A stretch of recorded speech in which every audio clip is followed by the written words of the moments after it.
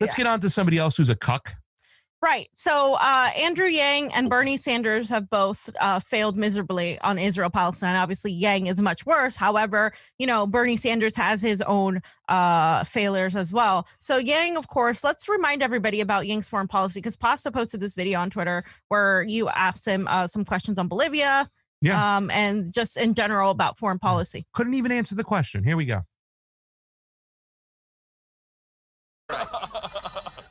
So a lot of progressives love a lot of your economic ideas. However, some of us are very concerned when it comes to foreign policy. Some of us. That's good, man. Some of us are when it comes to foreign policy. Let's just take Bolivia, for instance. Would you call it a coup as well? I'm going to outline some of my foreign policy principles to give you a sense of where I am. I've signed a pledge to end the forever wars. We should not be in a constant state of armed conflict, as we have been for the last 18 years. In our Constitution, it does not say that it's in the president's capacity to even declare war. It says it's an act of Congress. But Congress has ceded that responsibility to the executive branch for the last 18 years, and that is not the way it should be. If we do intervene militarily, there's a three-part test. You can call it the Yang Doctrine. Number one, there has to be a vital national interest at stake, or we can avert humanitarian catastrophe. Number two, there's a clear and defined timeline for how long our troops will be in the theater and in harm's way. And number three, there are allies and partners that are willing to join us in the mission. If those three things are in place, then I would consider military action. And that gives you a sense of how my progressive priorities apply internationally. The reason why I think we are suffering so much under President Trump, if you look at the order of operations, our strength abroad reflects how we're doing at home. We are falling apart at home. We elected a narcissist reality TV star as our president. He is now an erratic and unpredictable foreign policy leader. Our allies are looking around saying, what the heck happened in the United States? So how do we come back from this? We become stronger and more whole at home. And then we go to our partners and say, America is back. We're going to have a sustained and reliable foreign policy set of priorities that you can actually rely on over the long haul. I think it was James Mattis who said, if we invest less in diplomats, we have to invest more in ammunition. And that's not a dove, that's the former Secretary of Defense. We need to invest more in diplomats and less in ammunition. Bolivia coup. All right, guys. Handsome Zach says, wait, I got a question on climate change. Is that right? Sorry for the music, but I had to put it in there because it was just a freaking circus. He never even answered the question. It's a yes or no question. Was it a coup in Bolivia? They can't, because he pushed the whole humanitarian aid, and you have to see, what we're going in there for, if there's any national security resources, all like the same bullshit, which is still imperialist. It's just in a different way.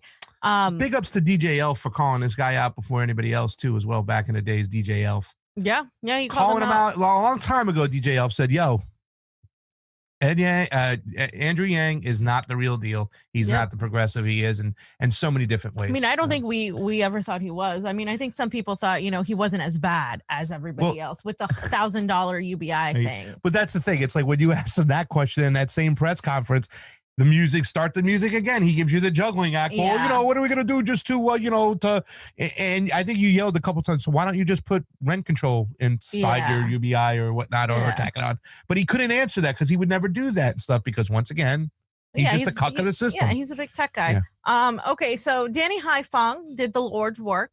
He caught Andrew Yang at Barclays Center, and he said he would not answer the question.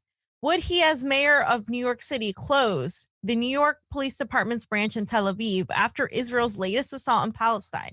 His campaign crew proceeded to block me from asking the question. So let's watch. Wow, put this nice and loud.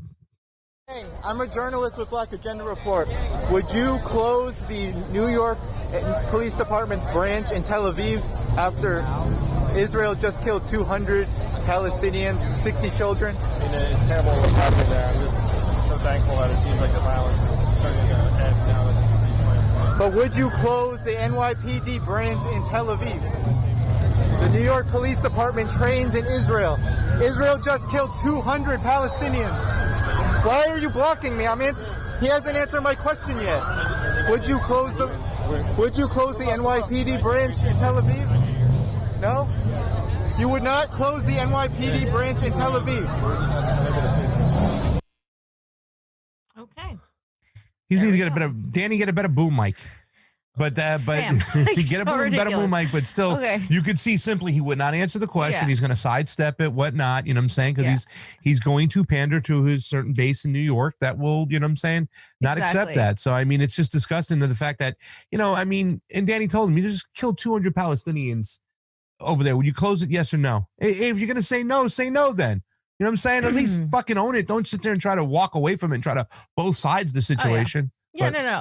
He's terrible. And it gets worse because we're going to talk about more about where they're training, right? Because that's a known fact. The law enforcement get trained by the IDF, by Israel. It's crazy. This is how our domestic policy, once again, is connected to our foreign policy. Now, so Bernie Sanders, another one. Now, Bernie Sanders is obviously more diplomatic in his stance. We know Bernie Sanders has always been for a two-state solution. That was one of my criticisms of him in the presidency. That's of everybody. Nobody was good on Israel-Palestine. That's the one issue, like every single one of them sucked on. The squad seemed promising, and look where they're at now. But you would think that after seeing what's happened, he would kind of shift his stance, right? So let's go ahead and play the video of Bernie Sanders on Face the Nation.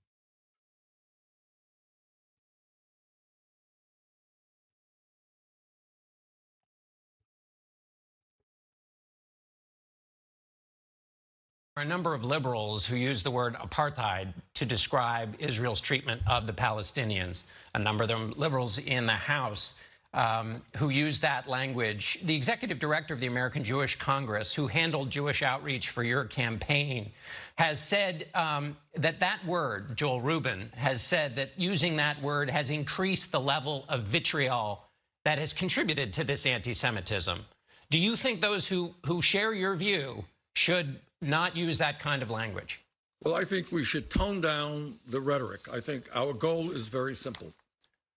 It is to understand that what's going on in Gaza today is unsustainable. When you have 70% of the young people unemployed, when people cannot leave the community, when hospitals and wastewater plants have been destroyed, that is unsustainable.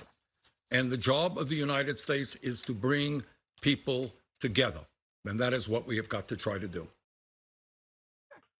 What kind of fucking bullshit answer is that? What kind of answer is that, fam? Are you serious? Our job is to bring people together. No, our job is to stop funding this shit, Bernie.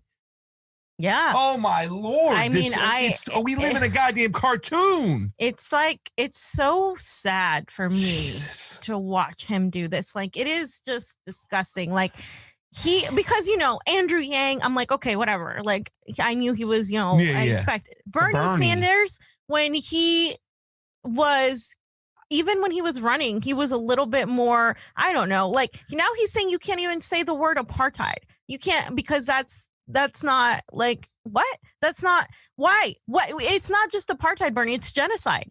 And it's anti-Semitic now. He's using the same trope that Zionists use to say you can't talk about apartheid, you can't call it genocide because spews anti-Semitism against Jews. First of all, nobody's saying go attack like Jewish people. I mean, on the left, the vast majority of anti-imperialist people, they're not saying that. Of course, you're going to have like the occasional like, yeah, all Jews are bad. The occasional idiot out there doing that and ruining it for everybody else. But that's not the vast majority of people. People are talking about the state of Israel. Yeah, it's a geopolitical issue, right?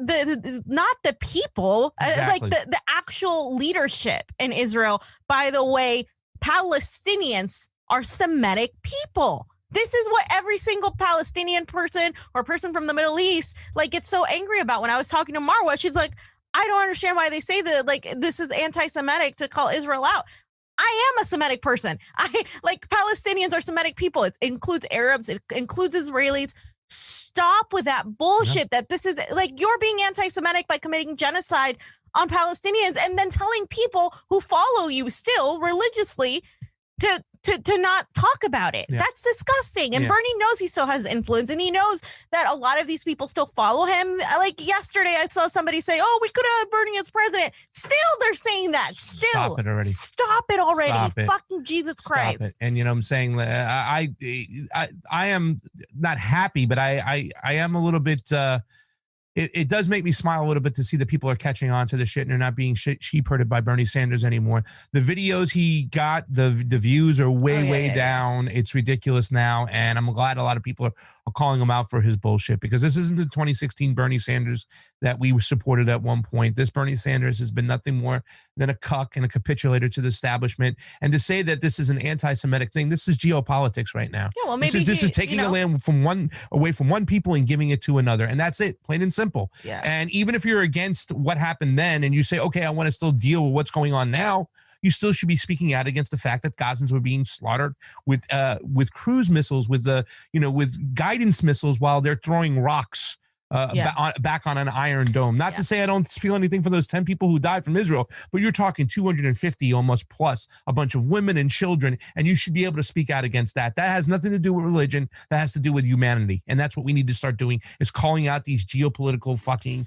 warmongering mentalities. It's just awful. And maybe Bernie was like this the whole time. I don't know. I mean, his foreign policy record was never great, but nobody's foreign policy record was that great. By comparison, he still might be the best senator we have, which goes to show you how shitty our system is, right? That's why electoralism is dead.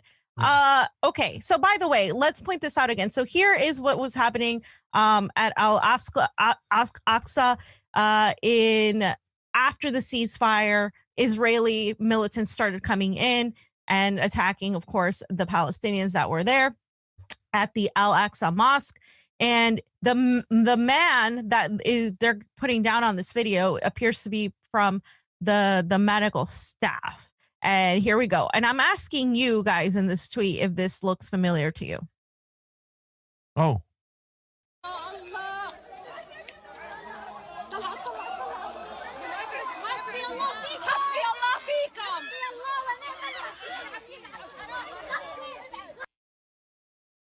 Okay, I don't know if you saw it quickly. The knee on the head. Everybody saw it.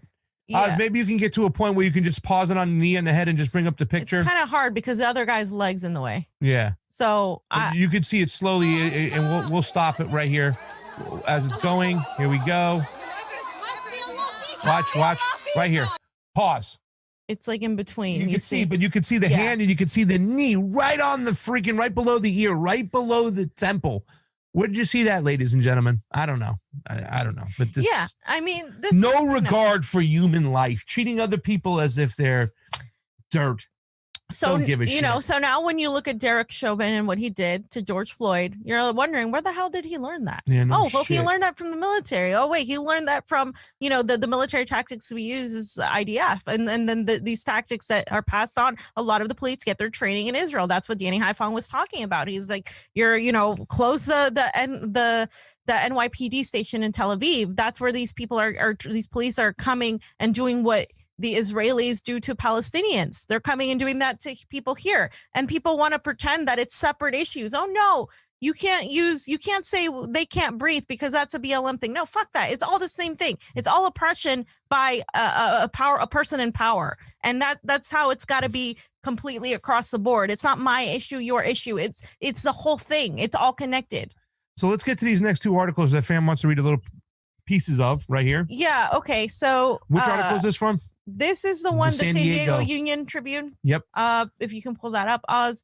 And remember, it was the since the war on terror began. Yep, that part. Okay. Hold on a second, ladies and gentlemen. We're coming right there. Thank you so much for joining in today, ladies and gentlemen. Got a great show for you. This is section 2.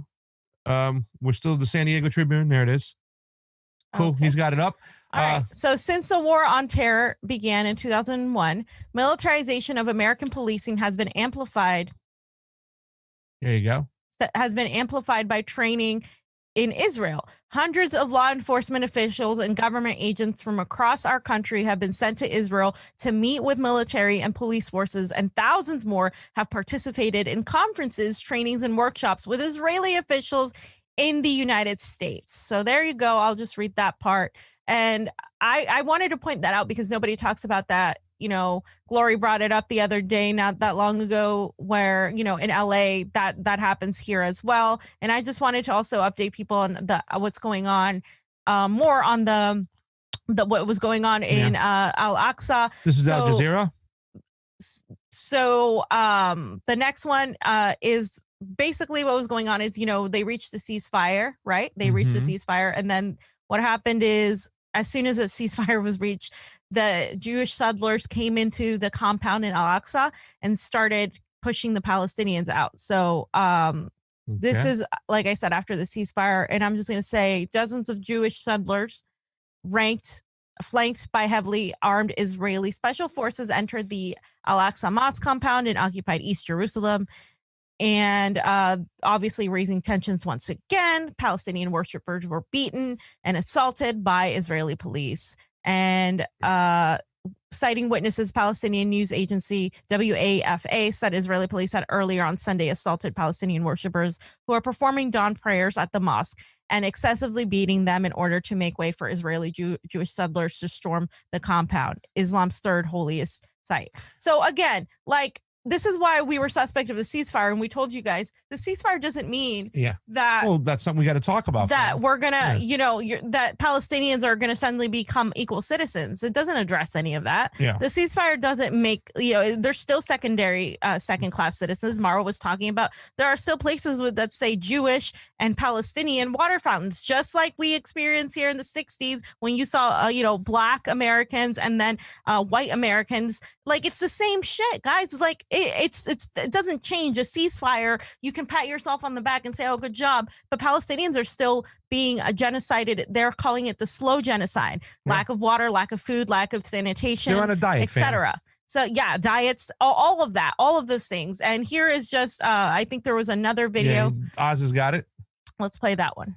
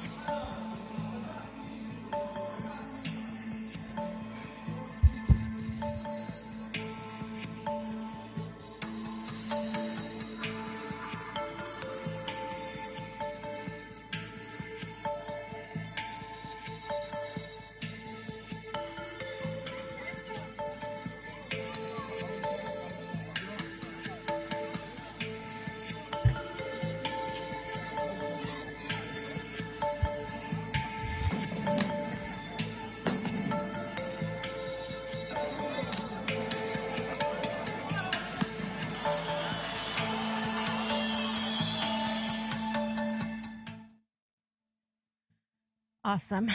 So you guys saw, that's just more of what's happening there. And like I said, if you want more information as to what's happening, what's likely to happen, and just from a perspective from the Middle East, please watch the video that I did earlier with Marwa. She is just so much knowledge. I would love to have her back on. There's so many people out there that, we want to talk to, because those are the voices we want to raise, people from the region. And Press TV has been doing amazing coverage on the situation. And Safam, that's something I really want to stick on this point real quick, what we should be talking about. The next thing we should be talking about, shouldn't we say lift the blockade? Hashtag lift the blockade.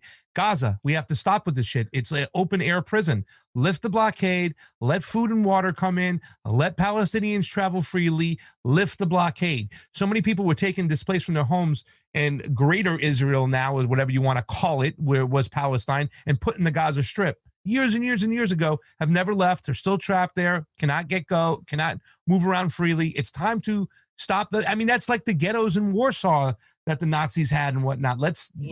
We need to point this out. Just because the ceasefire is stopped doesn't mean our work is done. We have a lot to work to do. They're beating people up for praying. That's it. What's changed? They're really? Still, we shouldn't say evicting people. They're throwing people out of their houses. They're evicting calls for some sort of legality. It's not even legal what they're doing. They're just throwing them out, and these Palestinian people are being displaced. I see pictures of it all the time on Twitter where they're looking at their old house with their new people in it that they lived in for years and years and years. It's disgusting. We have a lot of work to do. Hashtag lift the blockade. Do what you got to do. We can't stop right now.